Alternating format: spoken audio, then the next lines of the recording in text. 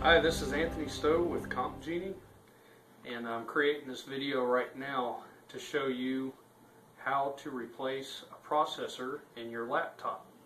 Now, not all laptops are capable of doing this, simply because they have a fixed processor inside them, which are typically your older laptops. Your newer laptops, though, are a little bit more interchangeable than the others are. So in other words, you can change things like graphics, processors, memory, things like that. Most laptops today you can change the memory out, but today we're going to talk about changing your processor out. Now, what we're looking at today is an ASUS laptop. This is a favorable laptop to me because they last a long time. They're very good laptops. They stay very cool, and they're just good all the way around. The quality of these machines are very comparable. I think that if you had an ASUS laptop, you would agree with me. Some of you that are watching this video have an ASUS laptop. We're going to be using an ASUS laptop today. Some of them are a little bit harder to take apart than others, which this one is very simple, which is why I'm going to show you today, because really what I want to show you is how we're going to take the processor apart and replace it with a different processor. Some of you out there might want to know how to do that. So what we're going to do is we're going to flip this laptop over to where you can see the bottom. The bottom panel is what's going to come off of this laptop. Now, I've already pulled the screws out of this laptop. If you can see these screws over here, these are the screws that have already come out. There's 5 screws. These screws went in here, here, here, here, and there's another one that went in this battery panel right here. Once you unlock it and pull that off, there's a little screw that went right there. So there's 5 screws. 1, 2, 3, 4, 5. Use a small screwdriver. Do not use power tools on laptops. Big no-no. Do not use power tools on laptops. Only use handheld screwdrivers. So what we're going to do is go ahead and first we're going to take out the battery. We do not want any power circulating through the laptop as you're touching electrical components.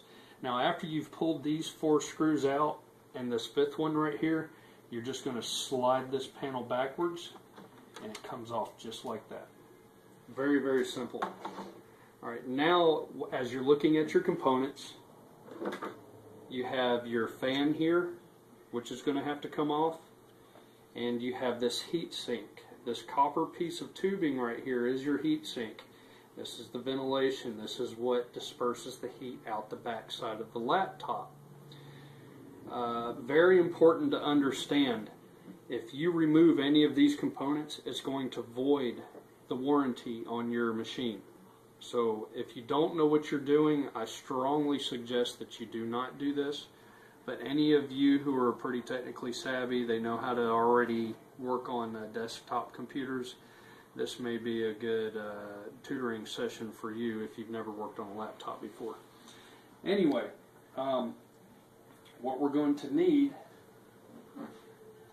is a Phillips head screwdriver, which I've got one right here. It's a very small screwdriver. It's a number 1.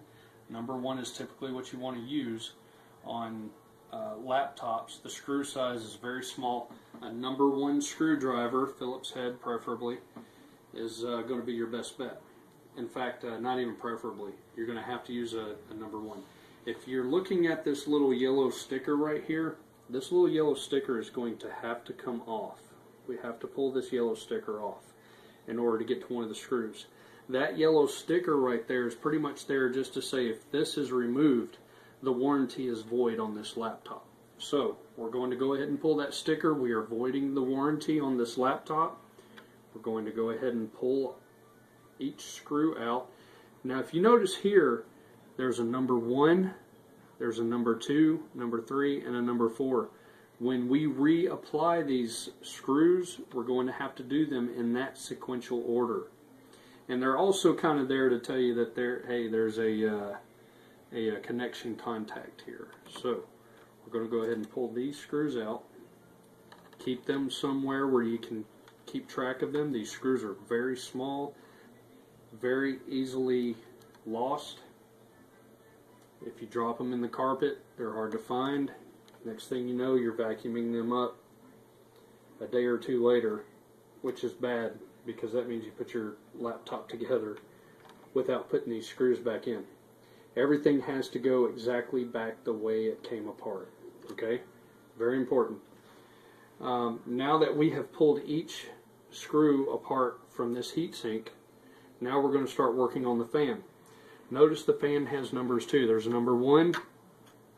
Some of them are kind of tricky. When we pull this sticker back, there's a number 2, and here's a number 3. So what we're going to do is we're going to pull the screw apart on the number 1. Now you always want to put these screws back and tighten them down in the sequential order that the numbers go by. So you want to make sure that you are torquing them down properly, especially on a heatsink. You want to make sure that heatsink is nice and flat on top of your processor. So we're going to go ahead and pull this out now that I've loosened up all the screws. Now I'll let the screws inside their holsters because it actually holds the screws. You can see the screws on the bottom and it holds them in place. This particular one, some of them you're going to have to pull the screws completely out, just like I did this processor. Set it aside. Now keep in mind, we don't have a battery in here. There's no electricity going through this computer, so that's a good thing. You can lay your parts down wherever you need to. Just make sure you pick them back up before you put the cover back on and turn the computer on. You don't want any contact between electronic components. Now, all we're going to do is, you see this heatsink right here. We're going to pull this heatsink up just like so and out just like that. Now you're going to set this to the side. Now notice on this side of the heatsink, this is all copper right here. Copper is an excellent conductivity of heat. It distributes heat very well. This is thermal grease, and we're going to get to that in just a moment. We're going to need to clean that off, but at the moment we're going to set this to the side. Now we are exposing our processor. This is your processor. Every computer has a processor. This processor is pretty much the brains of your computer. What we're going to do first is take a very small flathead screwdriver, just like this one. It's very small. What you're going to do is put it inside this flathead screw right here. Now, I don't know if you can see this because this is very small. This camera probably is not showing it very well. But you have a lock symbol and an unlock symbol. What we want to do right now is unlock our processor. So what we're going to do is put our flathead screwdriver into the flathead screw, and we're going to twist it counterclockwise to the unlock position. Now we can freely just kind of take the processor by the sides and lift it up out of the processor socket. This is a processor. It also has thermal grease. We're going to need to clean that off as well. Now, typically, when you clean a processor, when you clean grease off of a processor, what you want to use is a cotton ball with alcohol, rubbing alcohol applied to it. That rubbing alcohol cleans grease off very efficiently. Look at the arrow on the processor. There's a little copper arrow right here. That arrow is very important. Now look at the socket. When you look at this socket, there is almost like a corner that's cut out of it right here. That's your indication of where that arrow needs to be. Now take note that some processing sockets actually have a little arrow just like this inscribed on the plastic bezel. So you may even want to look for the little arrow that's inscribed on the plastic arrow, on the plastic socket.